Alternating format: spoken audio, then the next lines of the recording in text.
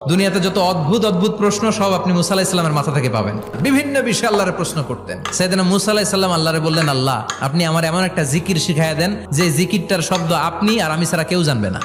দিনে রাতে সব সময় এই জিকির আমি করব, আপনারে ডাকবো, কিন্তু শর্ত হলো এই জিকিরটা জানবে শুধু আপনি আর জানবো শুধু আমি। আল্লাহ বললেন, মুসা পড়ো লা ইলাহা ইল্লাল্লাহ। মুসা আলাইহিস সালাম কয়, মাবুদ এটা তো জাতীয় জিকির, সবাই জানে। আমি তো চাইছি এক্সেলেন্ট একটা জিকির, কারো কাছে নাই, শুধু আমি জানবো আর আমি পড়বো। আল্লাহ বললেন, মুসা এই লা ইলাহাকে যদি এক পাল্লায় রেখে দাও, তাম বিশ্ব, সাত আকাশ, সাত জমিনটারে তুলে যদি তুমি আরেক পাল্লায় রেখে দাও, লা রাজাহাত কাফাতু লা ইলাহা ইল্লাল্লাহ, মুহূর্তের মধ্যে লা ইলাহার পাল্লা ভারী হয়ে যাবে।